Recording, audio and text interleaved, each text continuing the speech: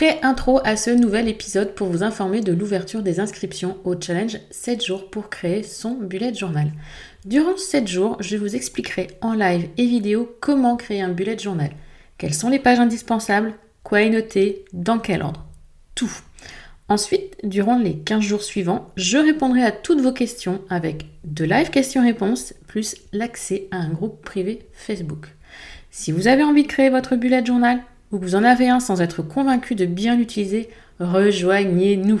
Ça commence le 30 mai et pour vous inscrire, macohérence.com sans accent et tout attaché. À tout de suite. Hello, bonjour et merci d'écouter le 56e épisode du podcast Le bonheur me va si bien. J'espère que vous allez bien, vous êtes en forme. Vous écoutez normalement ce podcast début avril 2022 pour celles qui l'écoutent à sa sortie. Et là, on va aborder avec Steph, une invitée que j'ai découverte sur Instagram, une coach de vie comme moi, un sujet capital, en fait, tout simplement, qui est l'estime de soi. Je vous ai fait une petite capsule il n'y a pas très longtemps, un petit épisode de podcast très court sur la différence entre estime de soi et confiance en soi, parce que bien souvent, vous me parlez de confiance en soi dans les coachings, mes jolies créatrices, alors qu'il y a une problématique d'estime de soi. Aussi, avec Steph, on va vous redire qu'est-ce que l'estime de soi. Steph va vous donner sa propre définition, sa vision. Quelle est la différence avec la confiance? Il pourrait expliquer ce qu'est vraiment la confiance en soi pour enfin vous donner les signes qui vont vous montrer que vous manquez sans aucun doute d'estime. C'est important de le comprendre, de l'accepter pour ensuite, plus tard, bien sûr, travailler dessus. Je vous dis donc à tout de suite avec Steph. Bonjour Steph. Hello Audrey. Comment vas-tu? Ça va très bien, merci. Et toi? Comme on disait en préparation, moi j'ai froid, toi tu as chaud, donc c'est ça d'être à deux opposés de notre jolie planète. Donc toi tu es en débardeur et moi je suis en pull, j'aurais presque pu mettre un col roulé aujourd'hui. C'est ça, deux hémisphères. Deux hémisphères et la magie de notre monde actuel qui nous permet quand même de faire connaissance, d'échanger avec des personnes qui vivent à l'autre bout du monde et qui vivent d'autres choses que nous. Et je trouve ça tellement beau. Donc, merci d'avoir accepté cet enregistrement, puisque pour toi, c'est le soir tard, donc fin de journée. Oui. Pour moi, c'est le début de la mienne, donc je suis pleine d'énergie. Et toi, forcément, un petit peu moins. Donc, bref. Est-ce que tu veux bien te présenter à notre audience, s'il te plaît? Oui. Alors, je suis Steph Blue Lips sur les réseaux. Je suis coach en développement personnel. J'accompagne des personnes sur deux thématiques principales, à la fois la reconversion professionnelle, les personnes qui cherchent à trouver un métier qui vraiment les passionne, où elles se sentent libres. Je dis elles parce que j'accompagne la plupart du temps des femmes, mais je suis aussi ouverte aux hommes. Donc voilà, des personnes en reconversion professionnelle, en recherche de leur métier de rêve, et puis également des personnes qui souhaitent travailler leur confiance en elles, leur estime d'elles, qui est le sujet du podcast du jour, et tout ce qui est trait à ça, l'affirmation de soi, s'écouter, voilà, tout ce qui gravite autour de ces sujets-là. Et tu parles aussi, dans ton podcast, de plein de belles choses. Est-ce que tu peux nous parler un peu de ton podcast, s'il te plaît? Oui, j'ai un podcast qui s'appelle « J'ai peur donc j'y vais », qui à la base était un défi envers moi-même parce que j'avais très peur de lancer ce podcast, d'exprimer mes idées à l'oral, puisque j'étais quelqu'un de très à l'aise à l'écrit, mais pas tant que ça à l'oral. Et donc, c'était un peu un défi. Donc, les 7 premiers épisodes sont un épisode par jour pendant une semaine. Et puis, j'y ai pris goût. Et depuis, je partage plein de choses autour du développement personnel, autour des thématiques que j'ai citées justement. Maintenant, c'est un podcast qui sort toutes les semaines et j'y prends beaucoup de plaisir. Et c'est un podcast où tu vas bientôt venir nous parler également d'ailleurs, est-ce qu'on peut le dire, de procrastination? Oui, on peut le dire, mais moi j'adore le titre de ton podcast. J'ai peur, donc j'y vais. Et c'est toi, du coup, c'est ton défi que tu t'es lancé qui t'a fait créer c'est ça le titre, c'est parce que j'ai peur, moi, de faire mon podcast, donc j'y vais. C'est ça qui t'a donné l'idée? Et c'est vraiment exactement. Et c'est vraiment la dynamique que je veux partager. C'est cette idée que derrière les peurs, il y a souvent quelque chose à découvrir sur soi. Il y a souvent quelque chose qu'on a envie de faire au fond.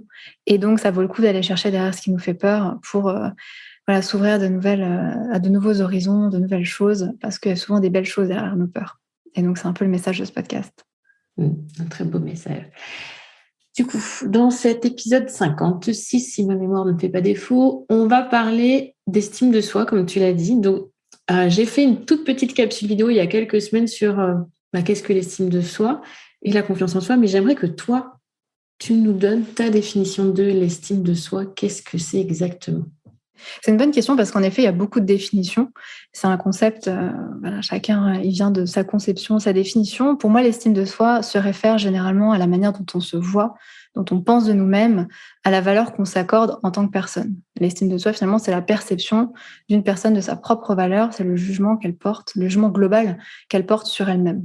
D'accord. Et quelle différence tu ferais? Parce que je ne sais pas toi, mais beaucoup, moi, dans mes sessions découvertes ou dans mes programmes, ou dans les coachings, peu importe, on parle, j'ai pas de confiance en moi, j'y arrive pas. Et quand on gratte, tu te dis non, tu fais. Ouais. C'est pas le problème de fond. Très souvent et malheureusement beaucoup, partout sur les réseaux sociaux, on parle de confiance, mais pas d'estime. Alors quelle est la différence pour toi? Oui, mais effectivement, comme tu l'as dit, la confiance en soi, c'est dans le faire. C'est croire en son potentiel, c'est croire en ses capacités pour faire face à telle ou telle situation. Ça veut dire que je peux avoir confiance en moi, d'ailleurs, dans certains domaines. Je peux avoir confiance en moi dans mon travail, mais pas avoir confiance en moi dans ma vie perso. Souvent, c'est l'inverse. C'est plutôt j'ai confiance en moi dans ma vie perso parce que je choisis les personnes avec lesquelles je m'entoure, je choisis ce que je fais, mes activités, etc. Mais dans le travail, je fais face à des challenges, à des choses, des sorties de zone de confort, et donc je peux manquer de confiance en moi. Mais bon, je peux aussi avoir confiance en moi dans mon travail parce que je sais le faire, parce que je fais ça depuis longtemps, parce que j'ai des feedbacks positifs. Et puis un jour, j'ai un nouveau défi, un nouveau challenge, et là, je perds confiance en moi. Mais voilà, la confiance en soi, ça peut être face à telle ou telle situation, c'est croire en mon potentiel, en mes capacités. L'estime de soi, c'est vraiment l'évaluation globale que j'ai de ma valeur en tant que personne. C'est un sentiment d'avoir de la valeur, tandis que la confiance en soi, ça renvoie vraiment au fait de se sentir capable de relever des défis, finalement. Petite précision quand même, parce que pour certains psychologues, certains philosophes même, l'estime de soi recouvre en fait la confiance en soi. Et l'estime de soi serait composée de 4 piliers: la confiance en soi, d'une part, l'acceptation de soi, s'accepter tel que l'on est, l'amour de soi et la vision de soi. Bon, après, ça, c'est des concepts, on en fait ce qu'on veut, mais c'est vrai que pour certains, ils considèrent que ça fait partie en réalité de l'estime de soi. L'image de soi, moi je le vois comme ça aussi. L'image de soi, donc l'image que l'on a de soi, l'acceptation de ses défauts, de ses valeurs, de tout ce que l'on est dans ses parts d'ombre ou de ses parts de lumière, peu importe. Confiance et acceptation. Voilà, moi je trouve que c'est bien dit. Les 4 piliers, ça me va bien. Par contre, donc pour les personnes qui nous écoutent aujourd'hui, qui pensaient jusqu'à présent avoir un manque de confiance en elles, quels sont les signes qui vont pouvoir les mettre sur la voie, comme quoi en fait c'est plus un manque d'estime de soi? Ouais, mais il y en a plein. Et d'ailleurs, très souvent, les personnes viennent me voir pour ces questions-là, parce que le manque d'estime d'elles, une faible estime d'elles, va avoir des conséquences dans leur vie. Mais elles viennent pas en me disant j'ai une faible estime de moi, je veux travailler mon estime de moi. Non, c'est plutôt pour les conséquences concrètes que ça peut avoir dans leur vie. Et la première qu'on peut avoir du mal à voir, à réaliser, parce que c'est interne, c'est la tendance à s'autocritiquer. Ça, je pense que c'est celle que toutes les personnes qui ont une faible estime d'elles partagent. C'est la tendance à être très dur envers soi-même, à se juger, à se critiquer, à voir tout ce qui va pas chez nous, nos défauts physiques, critiquer nos actions, ce qu'on a fait, ce qu'on n'a pas fait, ce qu'on a mal fait, à critiquer nos capacités en disant que voilà, on n'est pas capable de faire ça. C'est vraiment parfois même à se moquer de soi, tu vois, se rabaisser sans même s'en rendre compte. Et c'est ça qui est vraiment super important que je veux dire là-dessus, c'est que c'est pas simple de voir, parfois de se rendre compte qu'on est très critique envers soi-même, parce que c'est un mécanisme interne et que c'est tellement une habitude, qu'on a tellement l'habitude de fonctionner comme ça, qu'on se rend pas compte qu'on est très dur avec soi-même, qu'on est très jugeant envers soi-même, et aussi parce qu'on n'est pas dans la tête des autres. Et donc forcément, j'entends pas la manière dont les autres se parlent, et donc du coup, je me rends pas compte que moi je suis très dur envers moi-même et que c'est pas normal, et que je pourrais faire preuve de plus de bienveillance. Et donc du coup, forcément, puisque je me critique, je m'autocritique beaucoup, en général, ça vient aussi avec une insatisfaction générale de soi-même. On se sent inutile, on se sent pas assez. Alors ça peut être l'un ou l'autre. On se sent parfois bon à rien. On peut se dire qu'on est bête, qu'on n'est pas beau, pas belle, pas aimable. Enfin voilà, plein de choses, plein de choses qu'on peut penser de soi. Et c'est des choses que tout le monde se dit à un moment donné sur soi. On est tous à un moment donné critiques envers soi-même. Mais lorsque c'est souvent, lorsque c'est récurrent, lorsque c'est global, là c'est vraiment un signe d'une faible estime de soi. Et la conséquence, c'est aussi qu'on ressent très souvent de la honte vis-à-vis des autres, vis-à-vis de qui l'on est. Et on ressent aussi très souvent de la culpabilité, par exemple. Donc ça, c'est un premier signe qui est vraiment le plus courant, je dirais. Ça fait déjà pas mal, hein. Parce que quand on regarde le cercle, on s'autocritique, donc on est insatisfait de soi, et cette insatisfaction procure cette honte ou cette culpabilité en fonction des situations. Donc on a vraiment un cercle qui n'est pas très agréable. Ouais. Un autre, c'est également le fait, et c'est lié, de beaucoup se comparer aux autres. On va beaucoup se comparer aux autres, penser que les autres sont meilleurs que nous, on va avoir tendance à se sentir inférieur aux autres. Ça aussi, en général, c'est un signe d'une faible estime de soi. Et on va avoir du mal à recevoir les compliments. Alors ça peut être aussi culturel. Parfois, c'est culturel de refuser les compliments, mais c'est souvent aussi un signe d'une faible estime de soi. On va avoir tendance à soit renvoyer le compliment à la personne en disant « mais non, c'est toi qui ?» ou à dire « ben non, on m'a aidé » ou ben non, mais c'était facile, ou c'est normal que j'ai réussi, ou à juste rapidement passer à autre chose, ou même se dire parfois que la personne est trop gentille, qu'elle est aveugle, ou même qu'elle a, je sais pas, quelque chose derrière la tête pour nous faire ce compliment-là. En tout cas, on va avoir vraiment du mal à recevoir des compliments et à les prendre et à juste dire merci, tout simplement. Ça, c'est très souvent aussi un mécanisme qu'ont les personnes qui manquent d'estime d'elles. Tout à fait. Et puis également, un autre signe très, très fréquent du manque d'estime de soi, c'est le fait d'être très sensible à la critique, d'avoir très peur d'être critiqué par les autres, d'être jugé par les autres, d'être rejeté, d'être désapprouvé. Donc, les personnes vont avoir tendance à chercher à plaire aux autres, à faire en sorte d'être aimées, à aller dans leur sens, quitte à nier leurs propres besoins, leurs propres envies. Souvent, les personnes qui ont une faible estime d'elles, elles vont faire passer les autres en premier et elles vont taire leurs besoins, leurs envies. Elles vont avoir du mal à dire non. Elles vont facilement accepter des choses, même si ça dépasse leurs limites, quitte après à pas être bien dans la situation, que ce soit de couple ou au travail, face à un manager qui te demande, je sais pas, de faire des heures supplémentaires, ça va être difficile de dire non, ou dans le couple, d'accepter des choses qui peut-être seraient inacceptables, parce que la personne a tendance vraiment à se faire passer en premier, comme si finalement c'est le reflet du fait qu'elle pense qu'elle n'a pas de valeur au fond, même si c'est rare que les personnes conscientisent le fait et se disent j'ai pas de valeur. C'est plutôt dans les faits, voilà, on a tendance à même avoir du mal à défendre ses besoins, à tout simplement se faire passer en deuxième. Ça, c'est souvent un signe d'une faible estime de soi.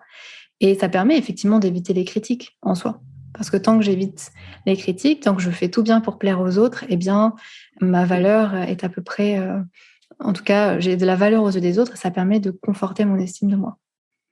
Encore un sacré cercle vicieux, tout ça. Parce que la peur de la critique, la peur du jugement fait qu'on s'adapte, on se moule à ce que l'on suppose que l'autre va penser, en plus les suppositions. Du coup, on se formate, entre guillemets, à ça. On fait, on agit, mais on n'éprouve pas de bonheur, on n'éprouve pas de satisfaction. On a l'impression de faire des choses qui n'ont pas de sens ou de faire... de ne rien faire. Ça, c'est aussi... moi, j'en parlerai quand on fera l'épisode sur la procrastination, mais ça va de pair, parce qu'on agit pour les autres plutôt que d'agir pour soi. Et du coup, on s'oublie complètement et au final, on ne sait même plus qui l'on est. Et on perd encore de la valeur. Et en plus, on voit que les autres parviennent, eux, à exprimer leurs besoins, à dire ce qu'ils veulent. Et on leur en veut pas pour ça. Mais nous, on n'y arrive pas. En tout cas, les personnes qui ont une faible estime d'elles n'y arrivent pas parce que il y a plein de peurs qui se cachent derrière en réalité. Et puis, c'est un cercle vicieux. C'est-à-dire que tant que je ne m'expose pas à la critique ou que je n'exprime pas mes besoins ou mes envies, je ne peux pas voir que si je le fais, tout se passera bien. Donc, ça perpétue cette peur, ça perpétue ce cercle vicieux. Donc ça, c'est vraiment un signe de la faible estime de soi. Et puis, en lien avec ce que je disais juste avant, un autre signe, parce qu'il y a quelque chose d'important aussi à comprendre, c'est que parfois, on peut avoir une faible estime de soi et pas forcément s'en rendre compte parce que tout va bien chez nous, parce qu'on réussit. Donc, on a tous ces indicateurs extérieurs qui nous disent qu'on a de la valeur. On a un bon job, notre apparence correspond à ce qu'on recherche. Tu vois, on est encore jeune et beau, donc tout va bien. On a des possessions matérielles, on réussit, que ce soit... je sais pas, en amitié, au travail, on reçoit des compliments. Donc, toutes ces choses-là alimentent l'estime de soi, mais en fait, ça reste artificiel, ça reste fragile, éphémère. Et il se peut qu'ensuite, et c'est le cas de beaucoup de personnes, il y a une rupture amoureuse, il y a un licenciement, il y a un événement dans la vie, qui sont des événements normaux, qui font que la personne va du coup perdre ce qui lui a apporté sa valeur, en tout cas son sentiment d'avoir de la valeur, et ça va on va découvrir le pot rose qui est qu'en réalité il y a une estime de soi qui est faible derrière, mais qui était maintenue à flot par justement toutes ces choses extérieures qui font qu'on se sent bien avec soi-même tant qu'on réussit, tant que notre vie correspond à tous les critères, et c'est vraiment ce qui m'est arrivé. Et c'est aussi pour ça que ce sujet de l'estime de soi m'intéresse autant, parce que ça c'est vraiment mon expérience personnelle. J'ai une question piège que je peux poser parfois, c'est la qui je suis. La personne qui est en face de moi, qui es-tu? Ok, tu es coach, tu es Audrey, tu as tel âge, tu es brune, ok. Mais à part ça, qui es-tu?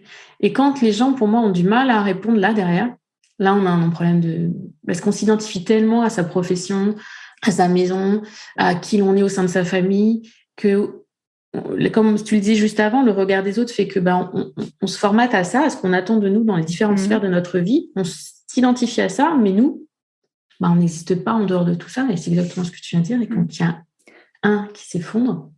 Et oui. Et du coup, on est très vulnérable aussi aux injonctions sociales. Parce que si mon estime de moi est basée sur la valeur que j'ai dans le regard des autres, eh bien, je dois me conformer à leurs attentes, au modèle de réussite de la société dans laquelle je vis, aux attentes de ma famille, de mes amis. Mais parfois, j'ai des envies, j'ai des besoins différents. Et du coup, j'ose pas faire ce que je rêve vraiment de faire parce que je vais perdre l'approbation de ceux autour de moi et ça serait trop douloureux. Donc, parfois, on s'enferme, on n'ose pas faire des choses qui comptent vraiment parce que ça va nous faire vaciller finalement et nous rendre vulnérables. C'est ça.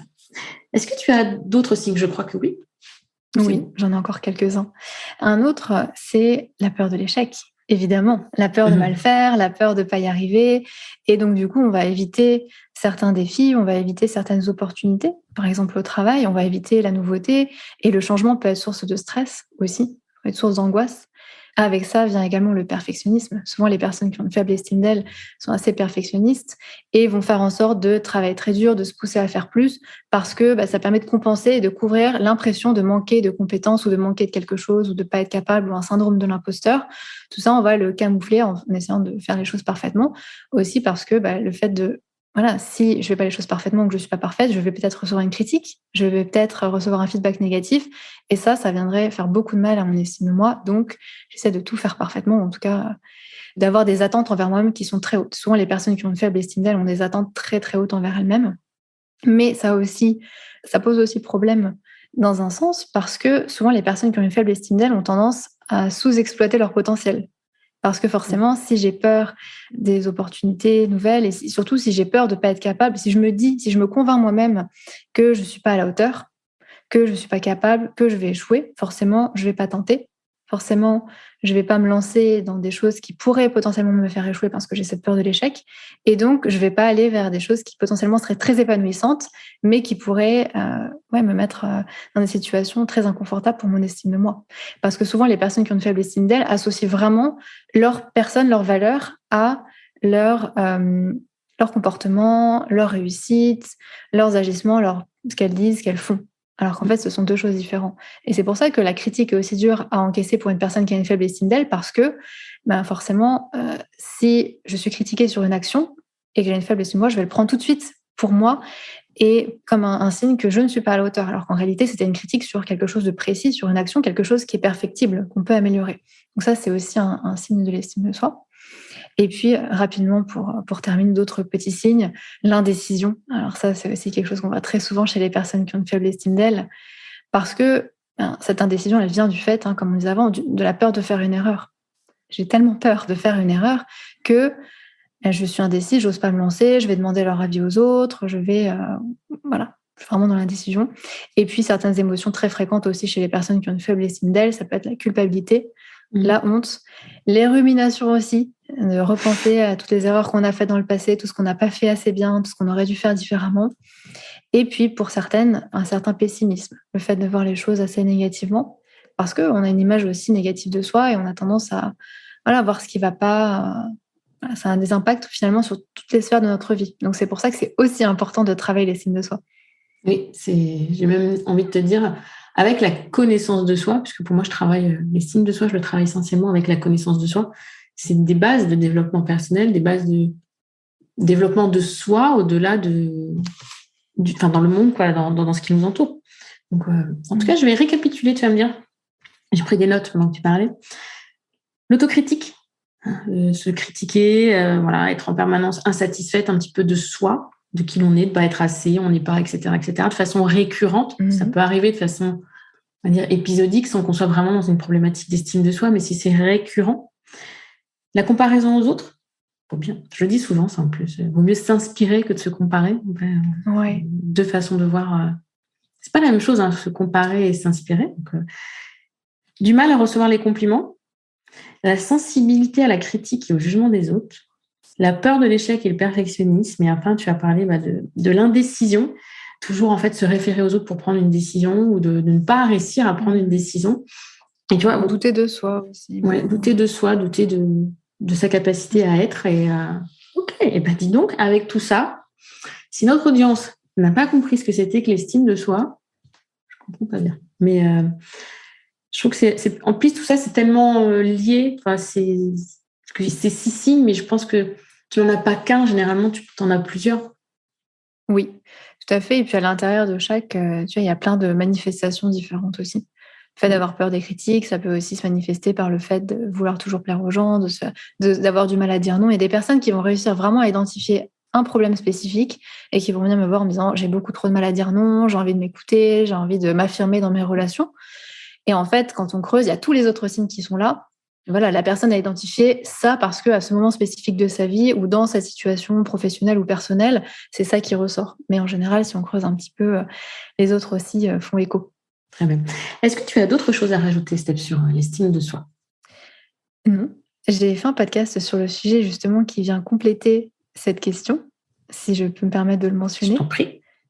Pour les personnes qui veulent un peu une suite aussi et voir un petit peu comment commencer à construire une estime de soi saine, j'ai fait un épisode sur le podcast J'ai peur donc j'y vais avec 8 habitudes à prendre pour justement construire une estime de soi saine. Et je parle d'habitude parce que l'estime de soi, c'est un gros sujet. Il y a beaucoup de choses à dire, il y a beaucoup de choses enfin, c'est pas quelque chose où on a un déclic et du jour au lendemain, on change et puis ça y est, c'est terminé. C'est un travail de toute une vie, mais c'est un travail qui vaut le coup, hein, on l'a dit aussi, parce que ça permet de se sentir un bien-être général, pour récapituler, mais ça passe aussi par des petites habitudes à prendre.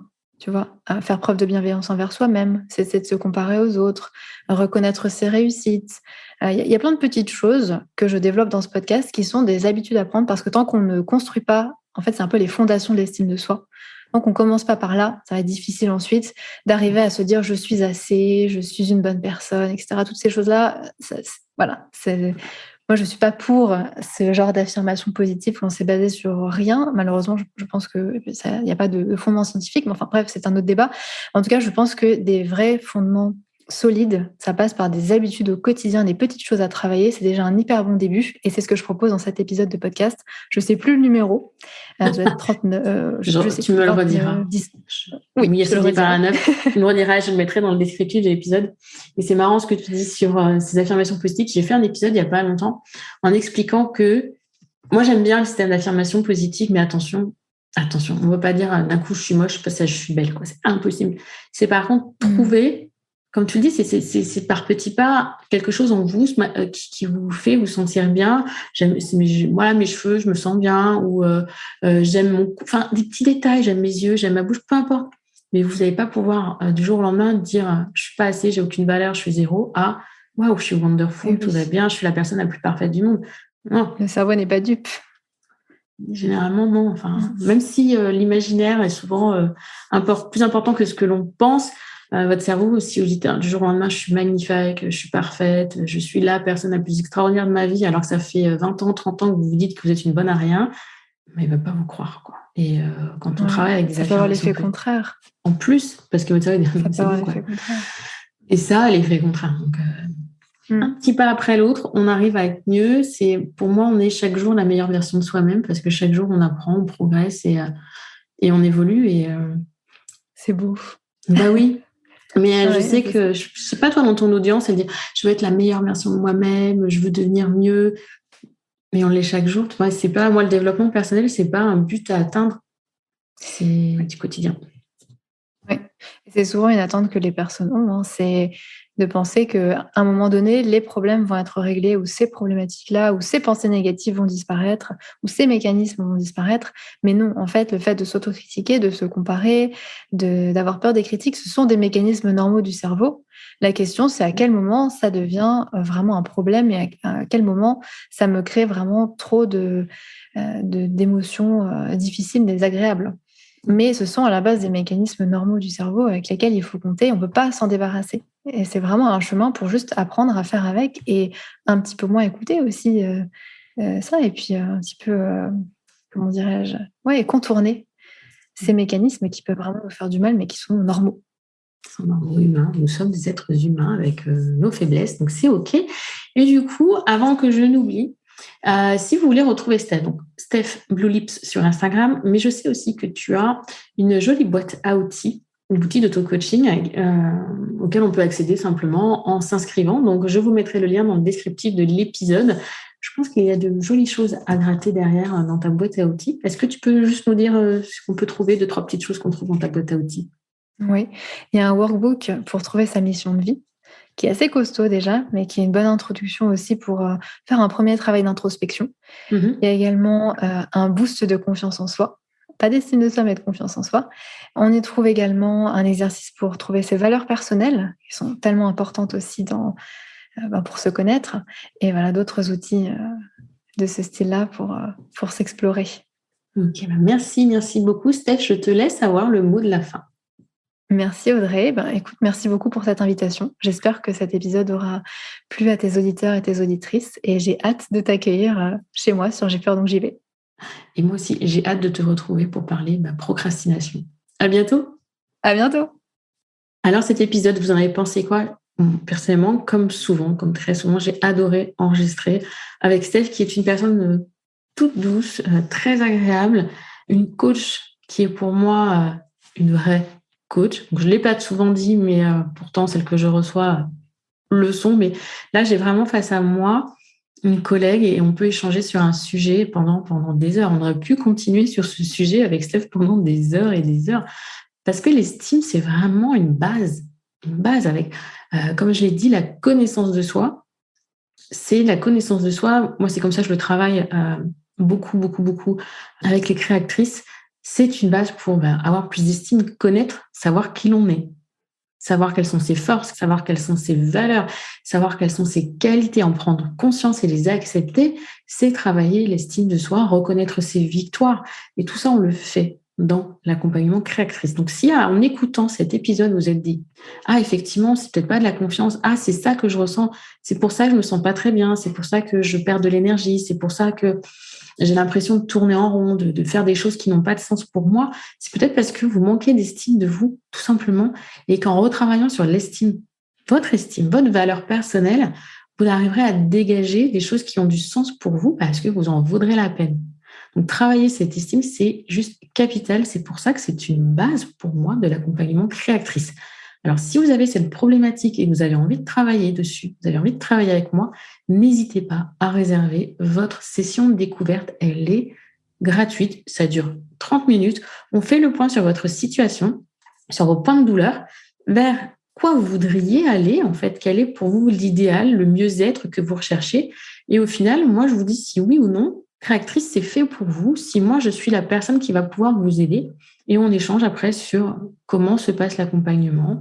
Je réponds à toutes vos questions. C'est sans aucun engagement, il n'y a aucune obligation derrière. Mais au moins, on fait le point et vous saurez à la fin de cet appel découverte si, oui, vous manquez d'estime de vous, vraiment, si c'est de la confiance en soi et si cet accompagnement va vous aider et vous accompagner vers ce mieux-être, cette légèreté, cette sérénité que l'on peut tant rechercher et qui est souvent juste au cœur de nous-mêmes, qui est là en nous, mais que l'on cache, que l'on dissimule par peur du regard des autres, par peur de l'échec, par toutes ces peurs, l'héritage que l'on a, les injonctions dont on parle. Bref, je vais m'arrêter là, mais vous savez, je vous mets le lien dans le descriptif. L'appel découverte, il est gratuit et il ne vous engage à rien. C'est important de le préciser. Je vous remets tous les liens pour retrouver Steph, sa boîte d'auto-coaching, sa boîte à outils, son podcast, l'épisode, c'est l'épisode 26. Entre-temps, on a su lequel c'était. C'est l'épisode 26 du podcast J'ai peur, mais j'y vais, dans lequel plutôt Steph vous donne les habitudes à mettre en place pour travailler l'estime de soi. Je vous remercie de m'avoir écouté jusqu'ici. Je vous souhaite une belle journée, une belle soirée, une belle semaine ou un bon week-end.